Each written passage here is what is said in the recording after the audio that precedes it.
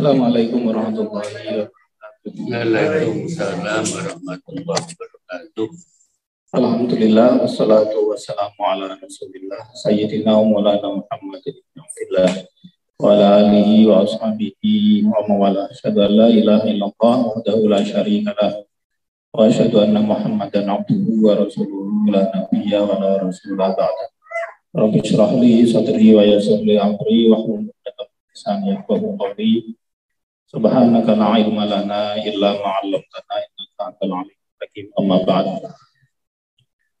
Bapak Ibu saudaraku sekalian yang dirahmati Allah Subhanahu wa taala, pertama sekali mari kita panjatkan puji syukur kehadirat Allah Subhanahu wa taala yang mana pada sore hari ini Allah melimpahkan nikmatnya kepada kita semua, khususnya nikmat iman dan nikmat Islam. Semoga Allah Subhanahu wa taala mengistiqomahkan nikmat-nikmat yang diberikan kepada kita, dan semoga kita bisa istiqomah dalam menjalankan apa yang diperintahkan oleh Allah dan meninggalkan segala larangannya.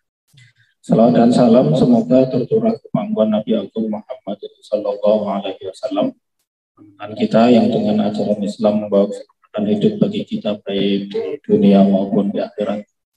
Bapak Ibu rahimakumullah, saudaraku sekalian, kita melanjutkan hikmah yang ke-102 dari kitab Al-Hikam Ibnu Athaillah As-Sakandari yang disyarahi oleh Said Ramadan Al-Buti.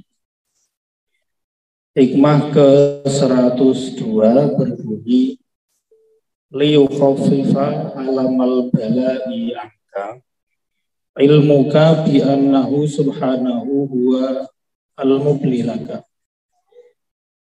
Yang meringankan rasa sakit atas cobaan yang menimpamu itu adalah pengetahuanmu bahwa dialah Allah Subhanahu wa ta'ala yang memberimu cobaan. Fallazi wajahat kaminhul aqdar wallazi awwadaka husnal ikhtiyar. Zat yang membuatmu menghadapi cobaan-cobaan ini, dia jugalah yang selama ini memilihkan hal-hal terbaik.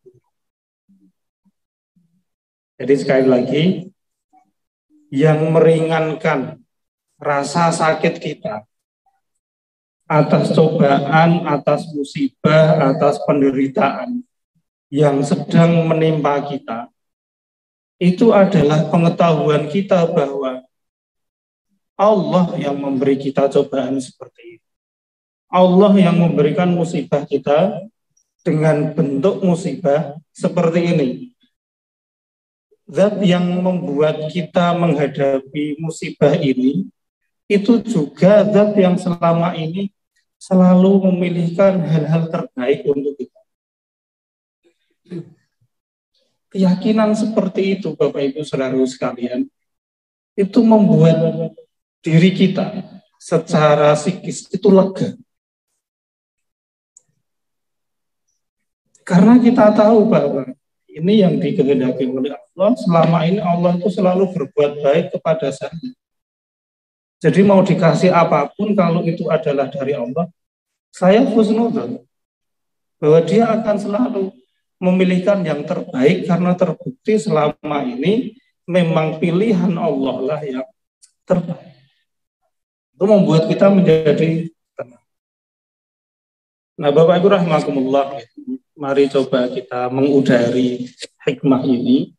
Jadi Bapak Ibu saudara sekalian, cobaan atau musibah itu ada dua. Jika dilihat dari mana kita mendapatkannya, atau wasilah yang menyebabkan kita mengalami musibah tersebut, itu ada dua. Pertama adalah cobaan atau musibah yang lewat perantara orang lain.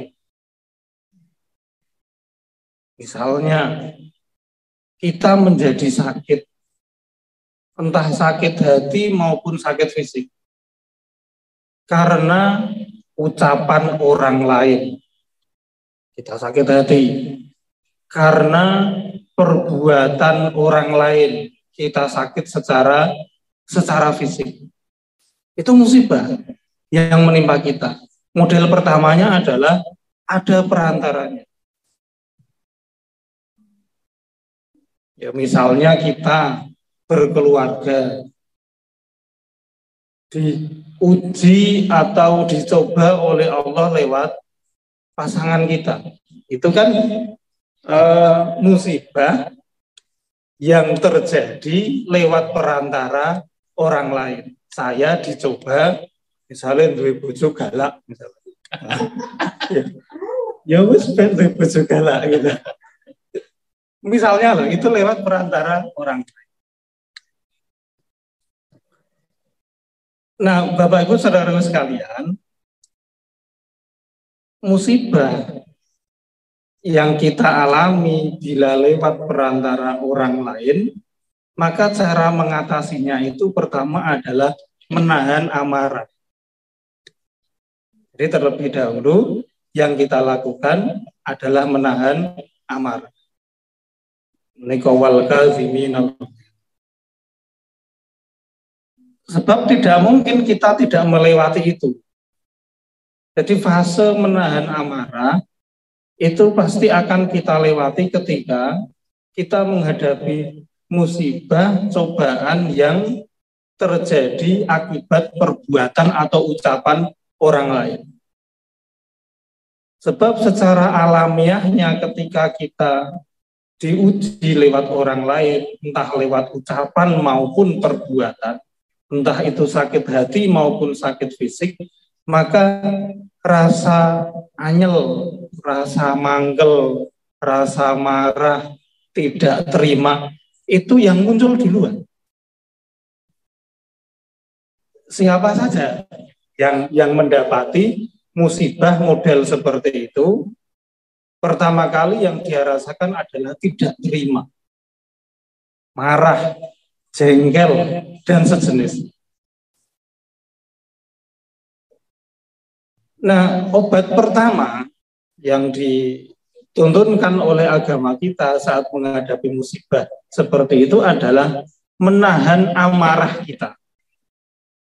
Yang itu dicirikan atau yang itu menjadi ciri sebagai orang-orang yang beriman. Jadi salah satu ciri orang yang bertakwa, itu adalah orang yang mampu menahan amarah.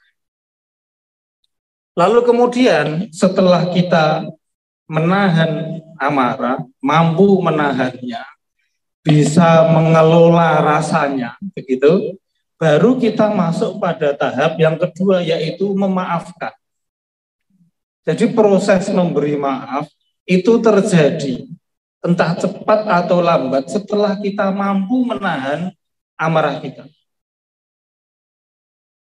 Jadi alurnya tidak mungkin kita langsung memaafkan sebelum di dalam diri kita sendiri gitu, kita memproses bahwa ya udahlah nggak apa-apa, ya dan seterusnya gitu. Itu proses kita menahan amarah. Ditahan, setelah tahan kemudian kita pikir-pikir lalu memaafkan. Nah, yang ketiga adalah kita berbuat ihsan terhadap orang tersebut, berbuat baik. Ketika kita disakiti baik lewat perbuatan maupun ucapan orang lain, setelah kita menahan marah lalu memaafkan, kita lanjut dengan berbuat baik kepada orang tersebut. Wujud perbuatan baik terhadap orang yang menyakiti kita itu ya tidak kita balas dengan perbuatan atau ucapan yang sama yang memungkinkan akan bisa membuat nafsu kita puas. Tetapi di sisi yang lain akan menimbulkan amarah dan penilaian yang tidak baik dari Allah maupun dari orang yang sedang atau baru saja menyakiti kita. Ini pilihan sikap orang yang bertakwa. Jadi ketika disakiti, menahan marah, memaafkan, lalu berbuat baik.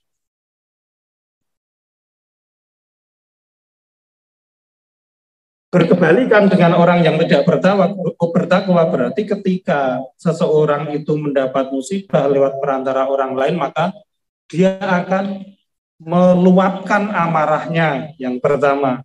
Lalu kemudian tidak sudi untuk memaafkan. Ora sudem basaran. Sampai hitung turunan atau berapa, nggak akan tak maafkan, nggak akan tak anggap sebagai saudara, sudah terlalu sakit hati, dan seterusnya. Nah, karena ketidaksudian untuk memaafkan, karena ketidakmampuan menahan amarah, maka sifatnya bukan ihsan tetapi isaah. Yang muncul adalah tuntut balas, yang akibatnya akan menjadikan orang lain itu menderita. Ini pilihan, sekali lagi ini pilihan sikap. Orang yang bertakwa memaafkan. Orang yang tidak bertakwa, dia mengumbar amarahnya yang berujung pada ketidakbaikan. Itu jenis musibah yang pertama, yaitu ketika kita diuji oleh Allah Subhanahu wa taala lewat perantara orang lain. Dan ya perantara orang lain ini menjadi banyak karena kita secara kehidupan sehari-hari ya menjalani hubungan sosial yang begitu banyak terhadap banyak sekali orang, dengan anak kita, dengan pasangan kita, dengan tetangga kita, saudara kita, yang mana mereka semua ini itu menjadi faktor atau mereka semua menjadi potensi untuk menimbulkan musibah atau bencana kepada kita. Dan saya kira kita semua itu pasti pernah diuji dengan model seperti itu. Entah anak kita sing nganyel atau pasangan kita yang tidak bisa diajak bareng-bareng dan seterusnya, atau yang lain. Pasti kita pernah merasakan. Nah, bentuk ketakwaan kita itu harus kita tunjukkan dengan menahan marah, lalu memaafkan, dan kemudian berbuat ihsan. Ini Bapak Ibu rahimakumullah, saudaraku sekalian, ditujukan kepada masing-masing kita. Masing-masing kita sebagai person gitu. Jadi dalam hal ini kita nggak perlu fokus kepada orang lain, tapi kita fokus pada diri kita sendiri. Jangan berharap kemudian ya kudunya dialah yang minta maaf, dia yang salah. Harusnya ya dia yang merasa dan seterusnya. Enggak, ini fokusnya ke diri kita. Bahwa kalau kamu mau memenuhi karakter ini, maka kamu menjadi orang yang bertakwa. Kalau tidak mau, ya tidak bertakwa. Meskipun memang itu bisa jadi bukan salah. Nah, itu ujian dari Allah Subhanahu wa taala lewat perantara orang lain. Jadi jangan mengandalkan atau mengharap orang lain.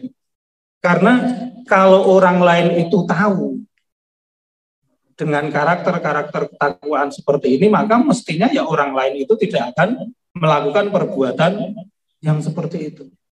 Ya, maka ini pentingnya ya kita selalu membangun satu frekuensi yang sama. Misalnya kita satu keluarga besar, itu frekuensinya harus sama biar ya bisa menjaga hal yang seperti ini. Kita sebagai satu keluarga kecil misalnya yang terdiri dari anak dan pasangan, itu harus satu frekuensi biar enak begitu, biar nyaman dalam keseharian menjalankan hidup ini. Yaitu sama-sama menjaga untuk menjadi orang yang bertakwa. Lalu kemudian yang kedua, musibah atau cobaan yang kita terima itu ada kalanya tanpa perantara, atau ya karena kita sendiri, atau karena itu memang langsung dari Allah Subhanahu wa taala. Ya misalnya kita sakjane orang ngopo-ngopo, tiba-tiba terus jatuh sakit ya. Sakjane ya orang ngopo-ngopo gitu. Wong ya rasanya normal-normal saja, enggak ngapa-ngapain. Tapi tiba-tiba kok kemudian jatuh sakit. Ini kan enggak ada yang kita anyeli. Kita harus marah kepada siapa kok enggak ada perantaranya. Ya karena dari diri kita sendiri, begitu. Atau karena itu langsung dari Allah Subhanahu Wa Taala, maka nggak ada rasa angel kepada siapa kita nggak tahu, jengkel kepada siapa kita nggak tahu. Maksud ya Allah kita jenggeli kan ya tidak. Nggak ada istilahnya itu gharim, nggak ada orang yang kita jadikan pelampiasan untuk menunjukkan ketidakterimaan kita atas kondisi yang sedang kita alami. Karena nggak ada penyebabnya. Ya, kalau ada orang lain kita bisa, kalau kita bukan orang yang bertakwa kita bisa goro-goro gue, aku seperti ini, kita bisa. Tapi kan di awal tadi kita sudah diingatkan untuk menjadi orang yang bertakwa, ditahan itu amarah. Terhadap cobaan, ujian dari Allah Subhanahu Wa Taala yang datang langsung lewat kita, atau yang datang langsung kepada kita tanpa melalui perantara. Bagaimana cara kita menyikapi hal itu? Pertama adalah ikhlas. Ya sudah, kita ikhlaskan. Karena saora trimone kita terhadap kondisi yang kita alami, kalau itu adalah yang dikehendaki oleh Allah, maka ya terjadi. Itu pertama, kita harus ikhlas. Untuk merasakan nikmatnya, kita harus ikhlas. Yang kedua, ya keikhlasan ini tentu saja kita bangun dari kesadaran kita bahwa semua itu memang dari Allah, maka ini hikmah 102-nya. Kemudian setelah kita ikhlas, kita dituntut untuk bersabar atas cobaan atau musibah yang kita alami tanpa perantara orang. Jadi mengikhlaskan itu, lalu bersabar, tentu saja tetap berikhtiar untuk mencari jalan keluar dari musibah yang kita alami secara maksimal, tapi kita lambari akidah dan keyakinan bahwa iki ngono ya mung usaha. Nah, memang Allah masih mencintaiku untuk berada dalam kondisi seperti ini, ya saya terima. Tapi Allah memerintahkan untuk ikhtiar, maka saya ikhtiar. Begitu.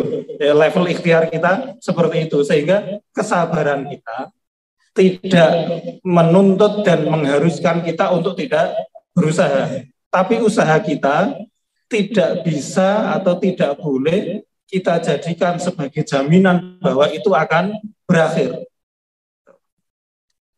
Sebab ya itu, kita yakini bahwa semua dari Allah. Setelah kita bisa sabar, Bapak Ibu Saudara sekalian, ikhlas, sabar, pada akhirnya kita akan mencapai level di mana kita ini ridho.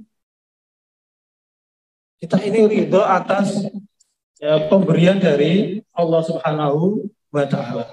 Sehingga rasa sakit itu bisa kita kelola sebagai rasa nikmat. Bukan berarti hilang rasanya. Tetapi karena sudah kita setel di dalam hati bahwa ini dari Allah, saya ikhlas, saya terima, saya sabar, maka setiap sakit yang kita rasakan itu di dalam hati terucap kata alhamdulillah, matur suwun Gusti, panjenengan tesih tresno kalih kula, dicoba-coba kaya. Itu ridho. Bukan berarti meninggalkan rasa sakit, artinya bukan berarti itu terus kita nggak sakit, sakit. Tapi kita ridho atas apa yang diberikan oleh Allah. Nah, Bapak Ibu Saudara sekalian, bagaimana supaya kita bisa menghadirkan sikap menahan marah, memaafkan, ihsan, lalu ikhlas, sabar, dan ridho.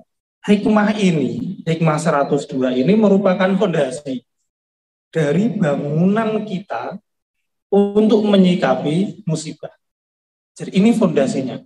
Kenapa kita bisa, kalau itu lihat perantara orang lain, bisa menahan marah, memaafkan, lalu berbuat baik kepada orang itu, kalau tanpa ada perantara, kenapa kita bisa ikhlas, bisa sabar, dan ridho? Ini loh. Fondasinya ada pada hikmah 102 ini. Bahwa tidak ada hal yang lebih menghibur dan lebih meringankan kita saat menghadapi cobaan, saat menghadapi musibah, saat menghadapi ujian, melebihi keyakinan kita atas hikmah dan rahmat dari Allah Subhanahu wa Ta'ala. Kita tahu bahwa ya ketika kita membaca surat At-Tin begitu di akhir kita ditanya oleh Allah lewat pertanyaan yang tidak perlu kita jawab, alaihissallahu bihamil hakim. Bukankah Allah itu zat yang paling bijaksana? Kita kan dituntut di dalam hati mengatakan bala wa na'la dzalika minasyaitin. Nggih Gusti kula nyekseni panjenengan niku zat yang paling bijaksana. Maka terhadap semua keputusan Allah Subhanahu wa Ta'ala, karena kita menyaksikan bahwa dialah zat yang paling bijaksana, maka kita menerima. Meskipun bentuk dari kebijaksanaan Allah itu membuat kita terjatuh pada musibah, pada cobaan. Kita menerima itu sebab kita yakin bahwa Allah itu ahkamul hakimin. Allah itu zat yang paling bijaksana. Sehingga ketika membuat ketetapan, keputusan, vonis apapun, itu berdasar kebijaksanaan dari Allah Subhanahu wa Ta'ala. Dan karena kebijaksanaan ini merupakan sifat yang tidak pernah terpisah dari Allah, maka dalam hal apapun Allah itu selalu bijaksana. Maka kita sebagai orang yang mengimani Allah, ya sudah, saat diberi apapun kita menerima sebab ini datang dari zat yang paling bijaksana. Yang mana setiap apapun yang keluar dari zat yang paling bijaksana itu nggak akan mungkin sia-sia. Dan tentu akan berujung pada kebaikan kita. Keyakinan yang melandasi kita seperti itu, kan? Itu membuat kita tenang. Senguji sapa Gusti Allah, ya Gusti Allah. Zat yang maha baik. Tak terima. Maka dulu pada zaman Rasulullah SAW, ketika orang-orang Arab pedalaman bertanya kepada Rasul tentang seperti apa kondisi hari kiamat, yang dijelaskan nanti kamu akan dibangkitkan, lalu kemudian kamu akan ditimbang amalnya, yang baik masuk surga, yang tidak baik masuk neraka, yang amalnya sama antara kebaikan dan keburukannya akan berada di al-a'raf, di tengah-tengah begitu ya, antara surga dan neraka. Lalu orang Arab Badui itu bertanya, semua ini nanti yang mengelola atau yang merencanakan dan mengacarakan itu siapa? Rasul mengatakan, ya itu Allah Subhanahu wa Ta'ala. Lalu orang Arab kemudian mengatakan, orang Arab Badui itu mengatakan, ya sudah, kalau begitu kami pasti akan selamat. Sebab zat yang maha baik nggak pernah melakukan ketidakbaikan. Jadi seperti itu keyakinannya. Nek sing ngurusi Gusti Allah dhewe, aku yakin, aku selamat. Kalau yang mengelola itu Allah, saya yakin saya bisa selamat. Sebab Allah selama ini selalu berbuat baik kepadaku, kata orang Arab Badui. Maka selamanya dia akan berbuat baik kepada. Nah, itu keyakinan.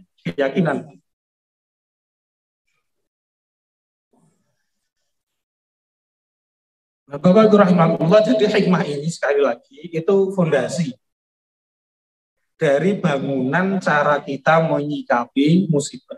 Maka mestinya setelah ini ya, ketika kita sudah tahu kenapa kok bisa gitu ya, hikmah ini menjadi pegangan kita bahwa nggak ada yang lebih menghibur, nggak ada yang lebih meringankan kita saat kita sedang ditimpa musibah oleh Allah, melebihi keyakinan kita bahwa Allah itu zat yang paling bijaksana.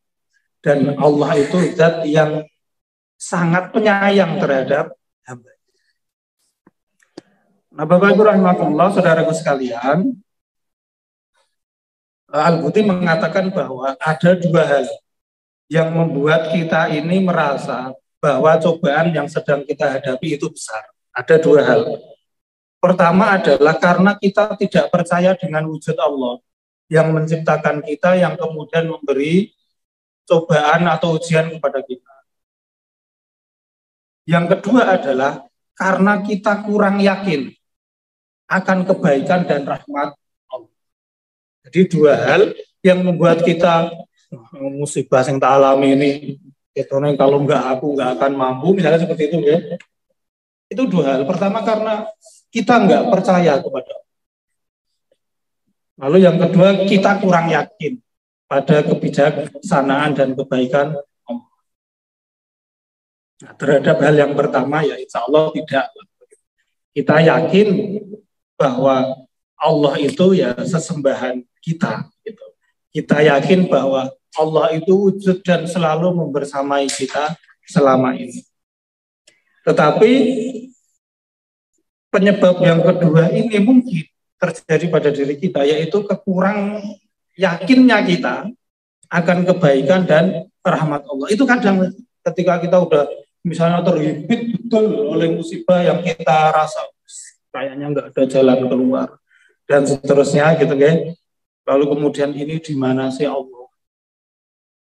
Di mana sih posisi Allah? Katanya Allah itu zat yang mau melihat, mendengar, habis bengok, habis nangis-nangis, minta-minta. Kok ya nggak ada juga jalan keluar?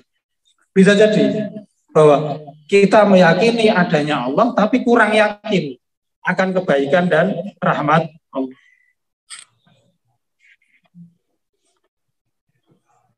Bagaimana cara kita mengobati hal itu, saudaraku sekalian? Cara untuk mengobati hal ini adalah ya kita kembali pada keimanan kepada Allah Subhanahu wa Ta'ala. Sebab keimanan kita kepada Allah itu semestinya melahirkan rasa kepercayaan kita perihal hikmah dan rahmat dari Allah Subhanahu wa Ta'ala. Memang ya keimanan kita ini naik kadang, tapi juga terkadang turun. Nah, keyakinan kita terhadap kebaikan Allah itu juga dalam perjalanannya itu naik turun. Sesuai dengan naik turunnya iman kita. Saat iman kita naik ketika diuji oleh Allah, ya kita yakin-yakin saja. Tapi saat iman kita turun, diuji oleh Allah, maka kita bisa jadi ketidakpercayaan kita akan kebaikan Allah itu bisa jadi ada pada benak kita. Nah, cara kita untuk mengatasinya, ayo kita kembali pada keimanan kita. Kita sirami akar-akar keimanan kita ini, gitu ya, dengan menambah intensitas ibadah dan amal ketaatan. Gitu, itu caranya. Jadi kita harus selalu memupuk keimanan kita dengan menambah intensitas serta kualitas dari ibadah dan amal-amal ketaatan kita kepada Allah Subhanahu wa Ta'ala. Sebab ketika ibadah kita ini kenceng, gitu, ketika menghadapi apapun itu lebih semangat.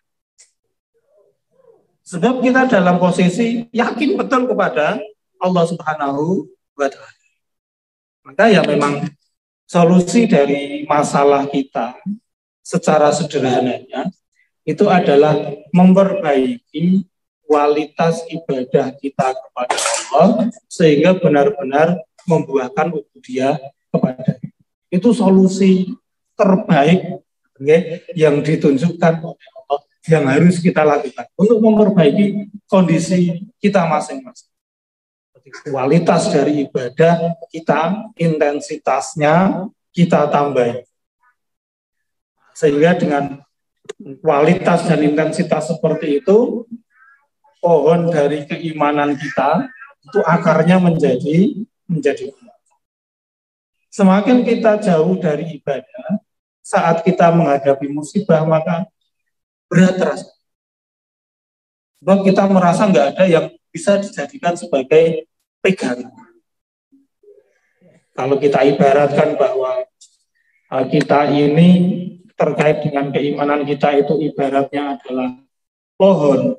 Semakin akar dari pohon keimanan kita ini kuat, maka ketika diterjang angin badai pun, karena akarnya ini benar-benar menancap ke bumi, ya biasa-biasa saja. Memang dia akan yang mengikuti arah angin, gitu. Tetapi nggak akan sampai roboh. Beda kalau keimanan kita ini tidak kita pupuk sehingga akarnya itu ya menjadi lemah, maka ketika ditimpa cobaan berupa angin itu mudah dan rentan untuk roboh. Gitu ya, ini kita pikirkan saja, dan ini merupakan rumusan, diakui atau tidak, rumusnya kayak ketika kita tumbang dalam menghadapi musibah atau ujian itu karena kita jauh dari Allah, kita jauh dari beribadah kepada. Semakin ibadah kita ini kuat menghadap, kita yang edes saja, tegar saja menghadapi semua. Jadi diakui atau tidak, gitu kan? Ya seperti itu rumus.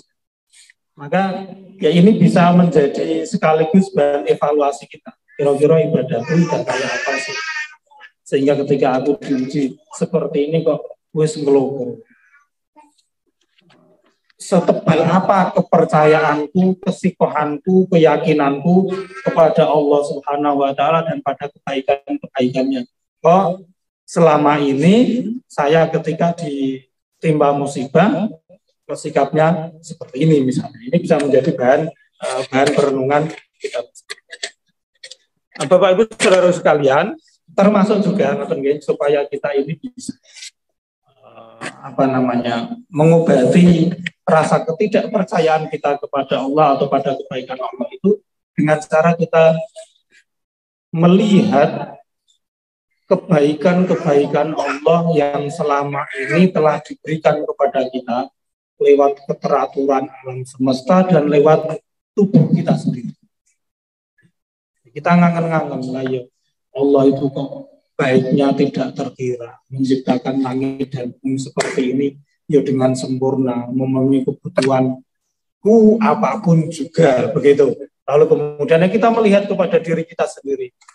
Ketika aku diuji satu, ternyata masuk banyak sekali kebaikan yang diberikan oleh Allah kepadaku.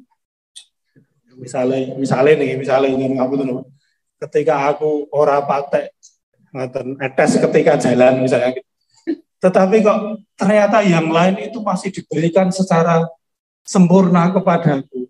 Ini betapa baiknya Allah. Maka saya Mutawalli Asy'ari dalam tafsirnya itu beliau mengatakan salah satu kunci supaya kita ini ringan menghadapi musibah adalah jangan pikirkan musibah, tetapi pikirkan apa yang disisakan Allah kepada kita. Maka kita akan sangat bersyukur. Ternyata ini tok yang diuji kepada, tetapi yang lain ya masih biasa, masih selalu diberikan secara lengkap dan sempurna oleh Allah Subhanahu wa Ta'ala, sehingga ya rasanya ringan. Nah, Bapak Ibu rahimakumullah, saudara sekalian, dengan kita memikir-mikir, ngangen-ngangen seperti itu, memikirkan tentang keseimbangan alam semesta, tentang keajaiban penciptaan tubuh kita, gitu, maka rasa percaya kita akan kebaikan Allah itu semakin tebal. Lalu dari rasa percaya itu akan memunculkan mahabbah atau rasa cinta kita kepada Allah. Sehingga apabila cobaan itu menimpa pada kita, maka kita tidak akan ragu lagi bahwa meskipun zahirnya ini musibah, tapi pasti dia adalah nikmat. Karena pada hakikatnya semua yang diberikan oleh Allah itu adalah kebaikan bagi kita. Termasuk kata Al-Buti, kematian kita. Gitu ya. Secara zahirnya itu adalah musibah terbesar kita. Karena kita terpisah dari keluarga, tidak bisa ngerasa enak sop sapi misalnya ya, dan seterusnya.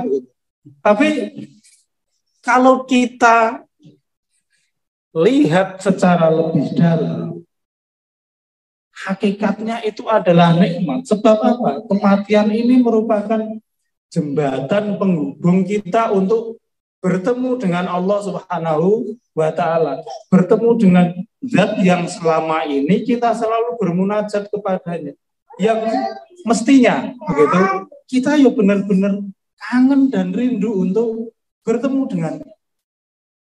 Maka ketika kematian adalah jembatan yang mau tidak mau harus kita lewati untuk bertemu dengan zat yang kita kasihi, maka kematian itu menjadi sesuatu yang baik, sesuatu yang positif. Meskipun zahirnya itu musibah. Misalnya perjalanan kita naik pesawat untuk ketemu pasangan kita, untuk ketemu orang yang kita sayangi. Itu secara zahir mungkin berat karena harus melewati sekian banyak proses. Tapi itu harus kita tempuh demi dalam rangka kita bertemu dengan orang yang kita kasih. Maka kematian yang secara zahirnya adalah musibah terbesar, kalau kita angen-angen itu adalah nikmat yang sangat besar dari Allah. Ketika kematian yang kita anggap sebagai musibah terbesar saja itu ujungnya adalah kebaikan, maka apalagi ketika hanya diuji dengan musibah yang lebih kecil daripada kematian, ya pasti itu demi kebaikan. Nah, pengetahuan dan keyakinan kita yang seperti ini itu akan mengurangi rasa sakit akibat cobaan yang kita derita, meskipun tidak akan menghilangkannya sama sekali. Maka hikmahnya tadi mengatakan seperti ini, liyukhaffifa alamal balai angka, untuk meringankan, bukan menghilangkan. Karena apa? Orang yang ridho pun terhadap musibah yang dia alami, secara fisik dia merasakan sakitnya. Tetapi rasa sakit itu menjadi ringan karena kita tahu sumbernya. Sebagaimana awak dewe menyadari bahwa saya sakit ini karena habis dioperasi. Tapi operasi ini harus saya tempuh. Sehingga sesakit apapun saya terima. Dan bahkan kita berterima kasih kepada dokter yang mau membayar berapapun yang diminta oleh dokter. Meskipun secara zahir kita itu disakiti oleh dokter tersebut. Karena apa? Karena kita tahu bahwa sakit saya ini demi kebaikanku ke depan. Awak dhewe karo dokter yang percaya udel-udel kaya apa kita ya mau bayar ya enggak ada keberatan, ya enggak ada tuntutan sama sekali, diobo piro wae kita mau terhadap dokternya dokter, yaitu Allah Subhanahu wa taala. Kenapa kita kok menjadi tidak yakin dan tidak percaya? Jadi rasa sakit ini masih ada, tapi menjadi ringan ketika kita tahu dari mana sumber rasa sakit ini. Artinya ketika kita tahu bahwa ini dari Allah. Oke, Allah selama ini selalu baik kepadaku. Maka sakit ini pun pasti demi kebaikan. Tapi saya nggak tahu hikmahnya sekarang. Nggak perlu kita tahu hikmahnya. Sebab apa? Kita tahu bahwa Allah itu zat yang paling hikmah. Cukuplah keyakinan kita bahwa alaihissallahu bi'ahkamil hakimin membuat kita yakin tanpa harus iki hikmahnya apa ya, iki hikmahnya apa, enggak perlu. Karena pasti yang musibah yang diberikan kepada kita dari zat yang paling hikmah ini yang terbaik bagi kita. Kadang kita disibukkan dengan pikiran aku diuji ini ben ngopo ya atau karena apa ya. Tidak perlu kita seperti itu. Kita mencari-cari hikmah. Karena ya dikhawatirkan ketika kita nggak nemu hikmah, kita merasa misalnya aku rasanya ibadahku ya wis tenanan, laiku sedekah ya wis oke, laiku mendekat kepada Allah ya kan yang Allah ya saya muji aku ya kebangetan tenan Gusti Allah ini. Akhirnya seperti itu. Nggak terima. Kita yakin saja bahwa fondasi kita itu alaihissallahu bi'ahkamil hakimin. Maka nggak perlu mencari hikmah dari apapun yang kita rasakan. Nah, oleh karena itu, Bapak Ibu rahmatullah, di akhir niki surat At-Tur ayat 48 Allah Subhanahu wa taala itu pernah bersabda kepada Rasul, dan ini polanya. Allah itu mengatakan, wasbir li hukmi rabbika fa innaka bi a'yuni. Bersabarlah kamu Muhammad terhadap keputusan dari Tuhan. Sesungguhnya kamu itu selalu berada di bawah pengawasan. Apa yang bisa kita pelajari dari ayat ini? Bahwa Rasul ketika menjalankan tugasnya sebagai utusan Allah untuk menyampaikan kebaikan, itu bisa jadi dia menerima cobaan dan musibah. Dan kita tahu di dalam surah betapa Rasul itu musibahnya begitu dahsyat. Yang seandainya itu ditimpakan kepada kita, mungkin kita nggak akan mampu.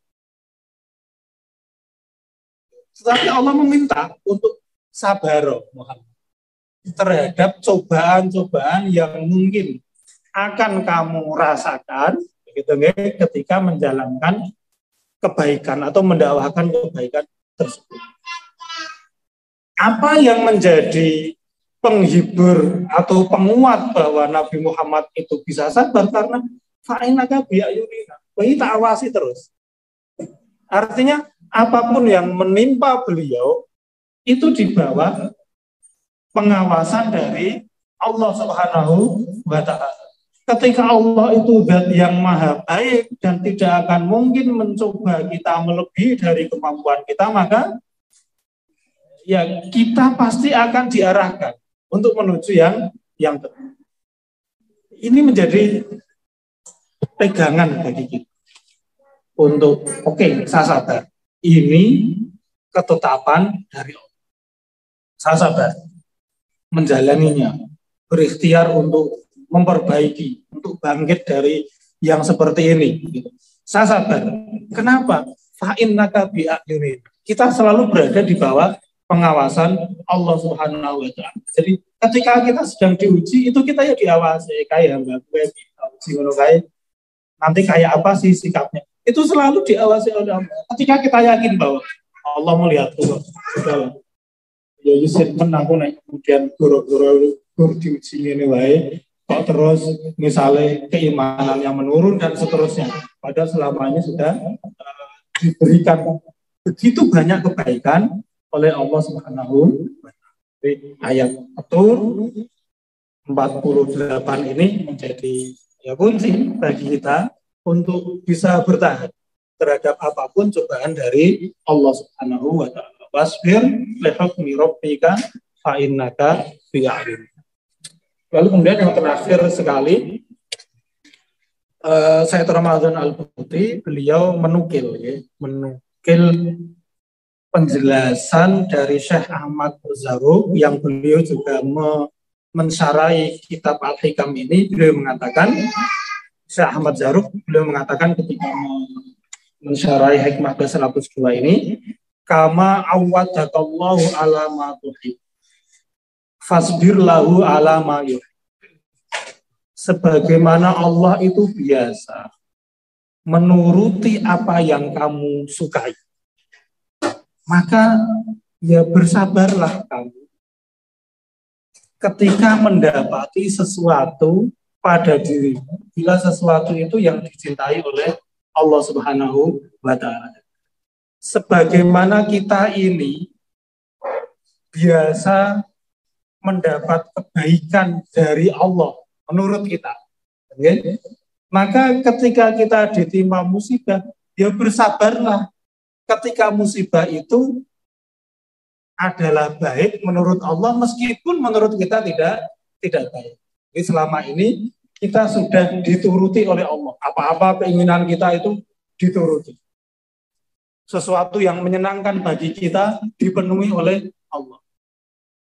Sekarang ini kita diuji oleh Allah dengan sesuatu yang tidak kita senangi sekali saja, tetapi itu disenangi oleh Allah. Kita bersabar terhadap apa yang disenangi oleh Allah tersebut. Artinya ketika Allah menguji kita itu kan berarti Allah sedang ingin berkehendak untuk menguji kita. Itu kan kehendak dari Allah, bukan kehendak dari kita. Allah lagi suka ini menguji kita. Maka bersabar atas apa yang disukai oleh Allah itu. Selama ini kita sudah begitu banyak menikmati sesuatu yang kita sukai. Sehingga cara berpikirnya malah kita ubah. Gempon Gusti nek jenengan panciri yo remen kula kondisinya ten iki kula siap. kita ubah cara berpikir kita menjadi seperti itu. Bukan berarti tapi menghilangkan ikhtiar kita. Kita tetap ikhtiar, gitu ya. Tetapi ridho kita atas apa yang ditimpakan oleh Allah kepada kita, itu kita sampai pada pemahaman yang demikian. Allah lagi suka, aku berada dalam kondisi seperti ini. Oke, Allah tak nikmati. Ini pemberian dari enggak semua orang diberikan kayak gitu. Tak nikmati. Sebagaimana aku sudah sering menikmati apa yang engkau beri, maka aku pun akan menikmati apa yang engkau sukai. Meskipun itu enggak mendatangkan rasa suka kepada diri. Ini pencapaian yang luar biasa ketika kita bisa lebih mencintai apa yang dicintai oleh Allah, meskipun sesuatu yang dicintai oleh Allah itu rasanya ya sakit bagi kita. Ini luar biasa. Insya Allah terbukti lagi manfaat bisa menjadi bahan perenungan kita bersama. Akhirul kalam, assalamualaikum warahmatullahi wabarakatuh. Waalaikumsalam warahmatullahi wabarakatuh. Matur nuwun Mas Ali. Jadi hikmah ini adalah sangat kita gitu. Kita banget. Nah, saya banget. Jadi dalam hidup ini ada satu musibah yang paling besar, yaitu tidak iman. Itu musibah yang paling besar. Lalu ada musibah lagi, iman itu juga merupakan satu cobaan. Kalau kita iman begitu, ada sesuatu yang diperlukan. Di samping kita iman, mestinya kita yakin bahwa Allah itu maha sayang, maha kasih pada ciptaannya termasuk kita. Nah, dalam kita hidup ini yang orang yang beriman, apabila menerima cobaan itu akan menjadi ringan apabila kita yakin bahwa cobaan ini dari Allah Subhanahu wa Ta'ala. Sehingga ini adalah kehendak Allah, lalu mestinya saja karena mereka orang beriman dan yakin bahwa apa yang diberikan Allah adalah satu pilihan yang terbaik, lalu mereka juga akan menerimanya dengan baik. Untuk itu tadi strateginya, kalau kita itu menerima musibah sebagai orang yang iman dan yakin bahwa Allah itu maha baik, itu adalah kalau itu hadirnya dari orang lain, maka sikapilah gitu ya. Yang pertama, bagaimana kita membahas sesuatu yang musibah itu dengan cara bahwa kita adalah wal kadzibina al-ghaidha wal 'afina 'an-nas wallahu yuhibbul muhsinin. Kita menahan diri ya. Jadi ada kita menerima sesuatu perkataan orang lain. Kita jangan senantiasa membalas. Kita menahan diri karena ini cobaan Allah. Yang kedua, lalu kita berusaha untuk mungkin beliau sedang dalam keadaan emosi, mungkin sedang karena kesel sehingga berbaik, ya, sehingga ngendikannya seorang yang baik, ya, itu bisa jadi kayak gitu. Jadi lalu yang ketiga, berbuatlah baik kepada mereka. Ini kalau hadirnya satu cobaan itu dari orang lain. Yang kedua, kalau kita yakin cobaan itu adalah karena di luar itu, katakanlah itu dari Allah, ya udah kita menerima dengan ikhlas dan sabar.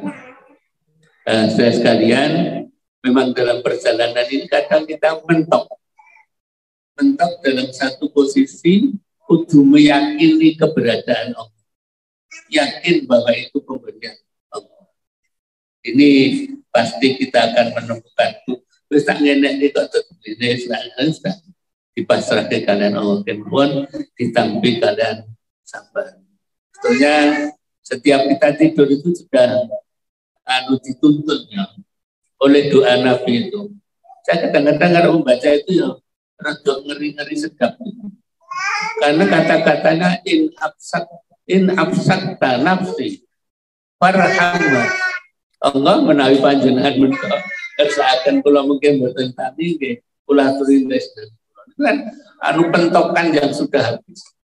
Lah kita dipaksa untuk ini, untuk mengatakan itu, dan sebaliknya kalau kami hidup maka tolong perlakukan kami sebagai hamba panjenengan ingkang soleh. Gitu ya. Jadi luar biasa. Monggo niki diamalke, karena ini adalah zakat kekitaan. Sangat kita banget. Artinya setiap orang pasti akan menemukan itu dalam kehidupan. Tidak semua yang terjadi ini akan senantiasa sesuai dengan kehendak kita. Itu sikap kita agar, kalau saya mengumpamakan tuh, dunia itu sebenarnya seperti orkestra. Orkestra itu musik yang terdiri dari berbagai aransemen yang semacam itu punya warna lain-lain tapi merdu untuk dia. Ya, ada yang seperti saya, suaranya agak banter gitu. Ada yang halus. Ya tidak apa-apa, biar saja. Artinya kita kalau itu tidak menyenangkan kita, ya maafkan saja. Lalu berbuatlah baik. Ngaten sauki dadak naik kedawan kula merusak tatanan ingkang wonten tadi. Kita harus yakin bahwa itu akan meringankan beban kita dalam penderitaan hidup itu apabila kita yakin bahwa Allah, insya Allah ini yang memberikan Allah, dan Allah itu kasih sayang terhadap kita, sudah mengukur seberapa jauh cobaan itu diberikan, dan pasti kita mampu. Kalau kita sampai tidak mampu, berarti kesalahannya pada orang itu sendiri yang menerima gitu.